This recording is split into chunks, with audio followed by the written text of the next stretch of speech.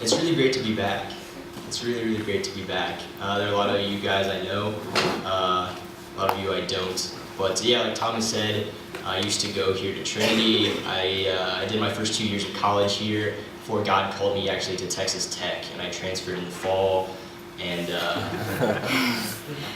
oh my goodness, yes. I knew something like that was going to happen. But so anyways, actually Trinity is really special to me. It was actually at Trinity with this community that I started to follow Jesus. So I grew up in the church, but it was when I came to college that I really started to follow Jesus. And so coming back to this place is sort of like coming home in a lot of ways. So it's great to be back. And I actually just want to give God praise real fast, because I'm here now, and that's definitely miraculous. On Friday, I woke up and just felt really sick, and I skipped class, and I thought I had a cold, and I thought it'd be over by the weekend, and I would be, people just started praying. And Tuesday night, I just felt the need to like pray something very specific. So I was like, God, just break this fever tonight. Because if it's not gone for 24 hours, I'm not gonna be better, and I can't travel. And so anyways, but yeah, Wednesday morning, I woke up and the fever was broke. So I went from like 102.5 to like nothing the next morning. Who gets over the flu in 4 days? Get out of here. Jesus, heal me. Thank you, Jesus. Yeah, so thank you so much for praying for me, guys, because I just feel like I've been prayed here tonight. So just thank you so much for that. So tonight I'm going to be talking about Moses, and specifically God calling Moses through the burning bush. And we've probably all heard this story before, but I hope we'll just give it a fresh heart tonight. I hope we'll just be open to what God has for us. I think this story has really amazing implications for us.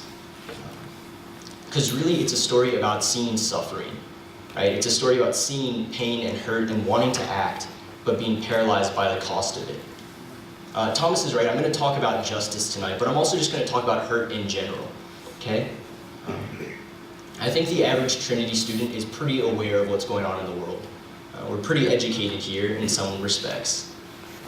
And so we know about HIV/AIDS, we know about poverty, we know about economic disparities, and many of us want to do things. I think that we're a pretty liberal, justice-minded campus in a lot of ways, and we want to do things about the world and its problems. But at the end of the day, to be honest, very few of us will ever play a role in addressing the world's problems, right? Like very few of us, if we're honest, will ever do anything more than talk about it at Starbucks or discuss it in a class. Why is there that disconnect? Maybe we don't even have to look to Africa. We don't even have to look to sub-Saharan Africa. We don't have to look to Southeast Asia. We don't need to look to Latin America. Maybe we can just look in our city and at poverty here. Or let's not even look off, right? We live in a bubble here, right? That's what they say. So let's maybe just look on campus. There isn't a great amount of physical need on the campus, but there sure is a lot of need here. For those of you who follow Jesus truly, I know that you have friends here and professors here that don't know Jesus, and you see a great need in their lives. You see a great neediness, a great need for meaning and hope and purpose. And so we know that what these people need is the gospel. And yet we still fall short of that. We still don't live it out. And so I just want, why the disconnect, essentially, is what I'm asking. And I think that basically it comes down to it that we realize it's too great of a burden or too great of a gamble to really live out the gospel. And that's why it doesn't happen. And so I think Moses' story has much to tell us about a way. There's a way for us to walk in. I think Moses' story has a lot about that. Sorry, I'm going to be drinking a lot of tea and coughing a lot probably, so pray for me. But yeah, tonight I don't want to read the first 5 chapters of Exodus. So we're actually going to start with Moses in Midian. But by the time Moses is in Midian, in this backwater desert place, a lot is happening, right?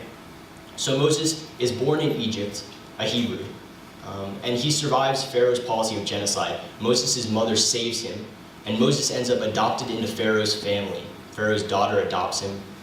And so while Moses' people, the Hebrews, are out slaving, while they're out building store cities for Pharaoh and living in oppression, Moses has a very different experience. He comes of age in the court, in the palace. in affluence and power. Probably not so different from many of us here compared to the rest of the world. But we also see something unique about Moses, and that's that he doesn't seem calloused, right? He doesn't seem apathetic. It says early in the text that Moses goes out and he watches the Hebrews at their labor.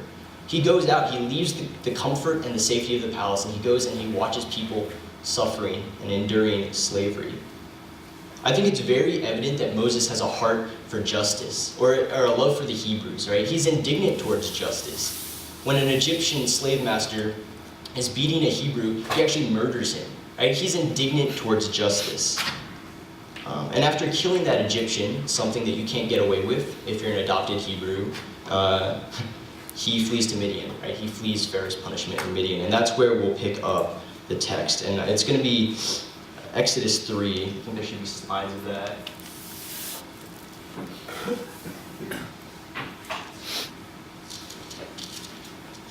And I'm going to read 1 till 12. Now Moses was tending the flock of Jethro, his father-in-law, the priest of Midian. And he led the flock to the far side of the desert and came to Horeb, the mountain of God. There the angel of the Lord appeared to him in flames of fire from within a bush. Moses saw that though the bush was on fire, it did not burn up. So Moses thought, I will go over and see this strange sight, why the bush does not burn up. When the Lord saw that he had gone over to look, God called to him from within the bush, Moses, Moses. And Moses said, Here I am. Do not come any closer, God said. Take off your sandals, for the place where you are standing is holy ground. And then he said, I am the God of your father, the God of Abraham, the God of Isaac, the God of Jacob. At this Moses hid his face, because he was afraid to look at God. The Lord said, I have indeed seen the misery of my people in Egypt. I have heard them crying out because of their slave drivers, and I am concerned about their suffering. So I have come down to rescue them from the hand of the Egyptians, and to bring them up out of that land into a good and spacious land, a land flowing with milk and honey. And now the cry of the Israelites has reached me, and I have seen the way the Egyptians are oppressing them. So now go, I am sending you to Pharaoh to bring my people, the Israelites, out of Egypt. But Moses said to God, Who am I that I should go to Pharaoh and bring the Israelites out of Egypt? And God said, I will be with you, and this will be the sign to you that it is I who have sent you. When you have brought the people out of Egypt, you will worship God on this mountain. And I'm not going to, actually I should say first, after that, the discussion isn't over there, right? Like Moses actually, he asks like 3 other questions to God, and they're sort of like these veiled attempts of getting out of the call, right? Moses is like, well, who should I say sent me, and all this stuff. And eventually, the discussion almost ends with Moses saying, pardon your servant, Lord, but send someone else. Right? Like Moses gets to the point where he just outright says, like, God send somebody else, I'm not going to go. Alright, I'll just hold this deep. I should make cup holders or something. And I'm not going to exegete this whole text, because that would take a while. But I think that there are 3 really key points. There are these 3 phrases in the text that I want to look at more closely. And they are these. 1, I am concerned about their suffering. 2, go now, I am sending you. And 3, who am I? Right? The first 2 are spoken by God, and the last one is a question asked by Moses. And first we'll treat the phrase, I am concerned about their suffering. God says to Moses in verse 7, I have indeed seen the misery of my people in Egypt. I have heard them crying out because of their slave drivers, and I am concerned about their suffering. I am concerned about their suffering. After 400 years, after 10 generations of slavery and oppression and genocide and poverty, 400 years, when everybody must have been questioning God's goodness, when everybody must have been doubting God's existence, he makes it so very clear that he has not been ignorant to the suffering of the Hebrew people. He has seen the misery, he has heard the cries, and he cares. And this is really important. I think this is so important because we see God's character revealed in this. God is not some aloof cosmic being who is preoccupied with holding the universe together, right? He isn't stoic or somehow beyond human emotion. No, he explains in very human terms that he identifies with the experiences of the Hebrews. Misery, weeping, and suffering are not unimportant to God. He is concerned that people are living that way. And that is such good news. That is such good news for us here tonight. And I think I should qualify that when God says he's concerned, that's quite different than how I would describe my concern. I'm concerned by things all the time. Maybe you can identify with that. I was just thinking, I thought about this just today even. When I'm stopped at an intersection and I see a homeless person selling newspapers or holding a sign, I'm concerned about them, or I think I feel something that I would call concern. But when I get closer, or when the light turns red, my first thought is, what excuse do I have to not stop and ask how their day went? How busy am I? Right? Sometimes I think my concern is more of a vague interest. I wonder how they are. Other times my concern is a half-hearted pity. I'll read the New York Times and I'll read about something terrible happening in the world, and then it'll faze me for 10 seconds before I finish my breakfast and go about my day. Perhaps some of you can identify with that. But immediately after God says that he is concerned, he explains what that entails. So I have come down to rescue them from the hand of the Egyptians and to bring them up out of that land into a good and spacious land, a land flowing with milk and honey. God's concern is a genuine love for the Hebrews. And genuine love can only translate to tangible action. Can you imagine it? A holy, transcendent God saying, I am very concerned about a nation of slaves, the most unimportant people on earth. These are the people I am genuinely concerned about. I am concerned about these people, so I'm going to come down. I'm going to move personally on their behalf. And not only am I going to rescue them, I'm going to give them a new home. I'm going to give them a new future. So the first thing I want you to see is that God's concern for the world and for the hurting is just real, and it's genuine. If you're here tonight and you have questions about if God is real, right, especially in light of suffering, I just want you to know that God hears your cries, and that he sees your tears, and that he has come down to rescue you. God's concern isn't half-hearted or cheap like mine. After explaining how concerned he truly is, God restates to Moses what has led to this moment. Verse 9, and now the cry of the Israelites has reached me, and I have seen the way the Egyptians are oppressing them. But in verse 10, God does not repeat that in response to Hebrew suffering, he has come down to rescue. Instead, he expands on his heart for the oppressed. In verse 10, he says, so now go, I am sending you to Pharaoh to bring my people, the Israelites, out of Egypt. Go now, I am sending you. Suddenly, God's movement towards the hurt of the world, towards the oppressed, it suddenly is intertwined with Moses' life, right?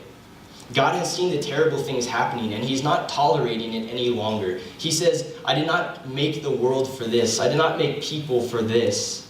So I have come down to rescue them. I've come down to do something about it. So go now, I'm sending you, right? Moses being sent is a manifestation of God's love. His plan involves people. I think there might be a slide with a picture on it. There you go.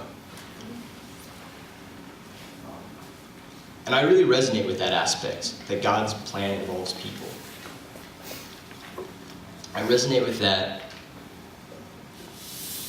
a lot, especially in light of this last summer. This last summer, some of us went to Manila, and some of us in the future will go there. But this summer we went to Manila and we lived in slum communities. We lived among ministries that serve the poor, that live among the poor as neighbors and as friends. And I lived in this neighborhood. This is a view of my street outside my house. And my neighborhood was really crippled by alcoholism, by domestic abuse, by crack cocaine. And I would sit actually by the laundry that dried just out of frame of this picture, and I would watch the street, and I would just pray for this neighborhood because it became so overwhelming to live with 18 boys that had come from broken families in this neighborhood. And so one day I remember I was just praying, and I just became so overwhelmed by the families and the marriages, and I just said, oh God, would you heal these marriages? Would you reunite these families? And that was a really earnest prayer, you know? It was full of conviction and hurt and pain. And right when I prayed that, God actually asked me a question. He said, how will I heal these families and reunite these marriages?